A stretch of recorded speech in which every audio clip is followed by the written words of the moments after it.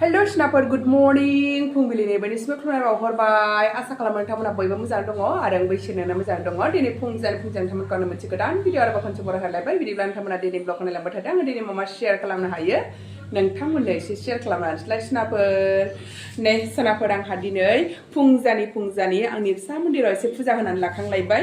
माने न'निफ्राय फैनायनिफ्राय आङो फुजाखौ होथ'वाखैमोन, एसे उसुबिदामोन नालाय। ओमफ्राय दिनैसो नै दुगैस्रां लोबस्रां खर' लोबस्रां आरामनो फुजा होनानै लाखांलायबाय आंनि आइ आफाफोरनो। दा लाल साहा लोंनानै लाग्रोसैलाय बिस्कुटजों।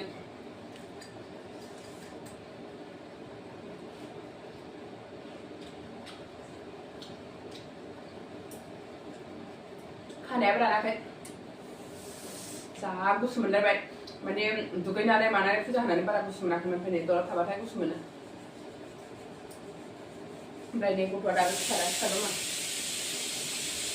गुसु नालाय उन्दुहाबगासिनो, स्कुलबो गैयाना। दे सिखारदो मा सिखारदो, ब्रास खालामदो। मुलि जानांगौ गैलाहाय, बेना टाइमा बारग'लांबाय।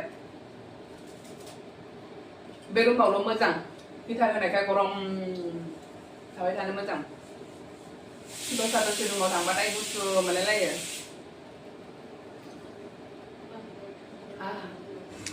दिनै मिरामिस नालाय दालि जहल मिक्स सब्जि संना लानोसै आङो। फुलकबि, आलु, गाजर, ओमफ्रायसो मटर होगोन, सिमला मिर्चि।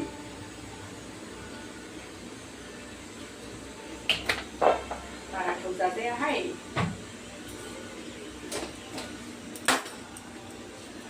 जिरा एसे सेरहरनोसै।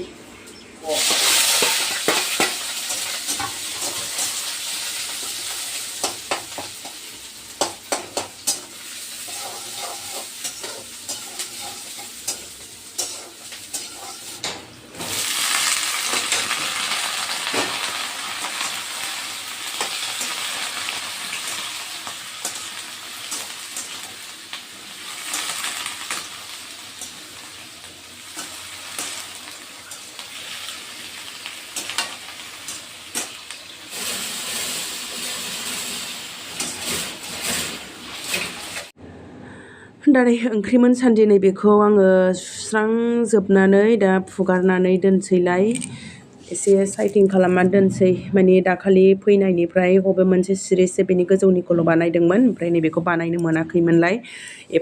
एफासो खालामबाय।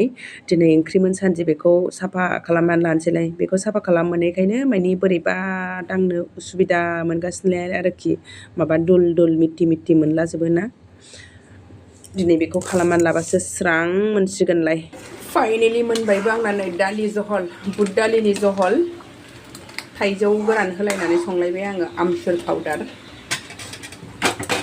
ओमफ्राय ओरै दङ आंना मिक्स सब्जि, ड्राय सब्जि बानायबाय। दिनै सानाफोर केक बानायनो रेडि जालायबाय आङो। दिनै केक अर्डार दङलाय आंना, न'निफ्राय फैनानै फार्स्ट टाइम केक अर्डार। बेबो दाउदैनि केक बावसो नै। दाउदैनि स्पन्ज बानायनानै लाबाय, क्रिम बानायनानै लाखाबाय, दा बानायलांनोसै। फाइनेलि बानायखांबाय नै सनाफोर आङो केकखौ। बेबायदि डिजाइन होबाय आङो, सिम्पोलनो, बांद्राय डिजाइन होआसै। माने बेबायदि बानायनायनो होननानै बानायबाय आरो, फारसे आलदा। ओमफ्राय नैबेखौ होआबाबो मोजां नुबायमोन रिगि रिगिखौ आङो, ओमफ्राय लांदां नुनायखाय होदोंमोन, अब्लाबो जेबो नुवासै। माबायदि नुखो सनाफोर आंनि सिम्पोल केक डिजाइनखौ? दाउदैनि केक बियो मोजां नुदों नुवाखै कमेन्टआव खोन्थाहरदो सनाफोर। पार्सेल फैदों नै आंना। जुथा आंना गाज्रि जाबायमोन नालाय एसेनो, ओमफ्राय आङो न'आव लांबायमोन। बेयाव माने वाकिं खालामनो जुथा गैला नालाय, जुथा बिहरदोंलाय आङो नै। बेखौनो नोंथांमोननो आनबक्सिं खालामसै। आंनि जुथाया माबायदि नोंथांमोननो एसे शेयार खालामना होनोसै।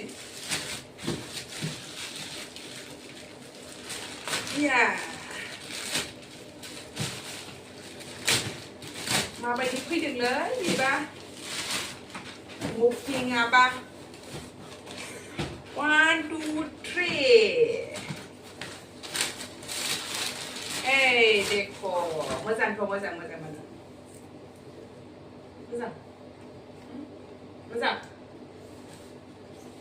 स्कला मोजां नङा? मोजां ना? बिराद गोबाव गानो दे आङो मोनसे जुथाखौनो 3 बोसोर गानखाबाय।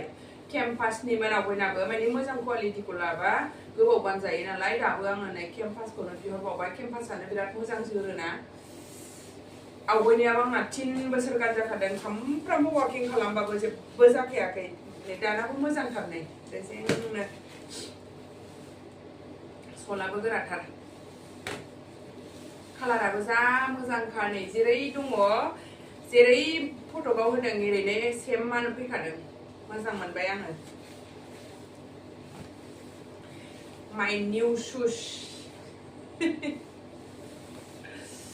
बारा नङा 1000 जानो 20 ना 30 टाका खममोन बेसेबांमोनथाय बावबाय आं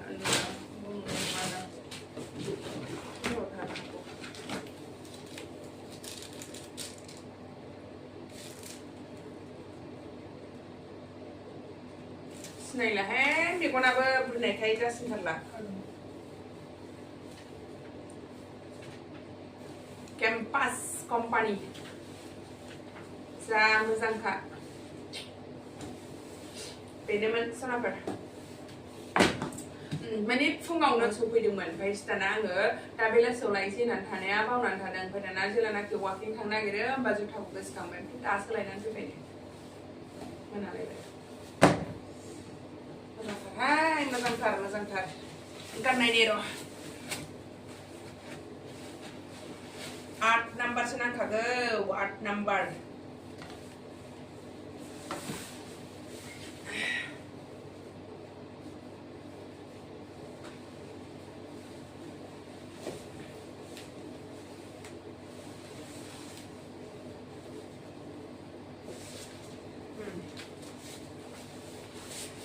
Fitter.